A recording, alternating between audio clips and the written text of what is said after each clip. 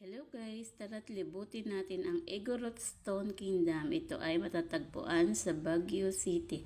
Ayan guys, sobrang ganda niya. Hindi ko akalain na makakapunta ako dito kasi dati pinapanood ko lang to sa mga vloggers. Tapos ngayon, ako na yung nagbe-video, ako na yung nagbe-vlog. Sobrang daming tao dyan guys, at saka yung iba talagang nagre-renta sila ng costume. Meron kasi doon na pwede magrenta ng costume.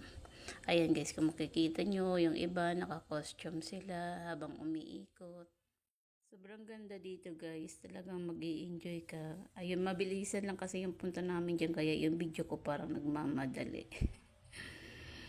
Pero ayan, sana pagtyagaan yung panoorin kahit paus yung boses ko at saka kahit medyo malabo. Nanginginig kasi yung kamay ko dyan kasi sobrang lamig.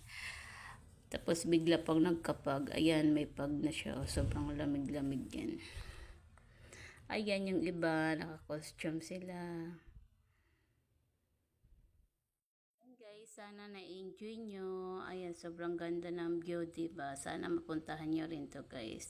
Ayan, ang kapal ng pag guys. Sobrang lamig niyan. Kaya yung kamay ko ay parang nanginginig. Ayan, sa kabilang side naman ako. Kaya ayan naman yung side na nakikita. Sana na-enjoy nyo to guys kahit hindi ako magaling mag voice over. Thank you for watching.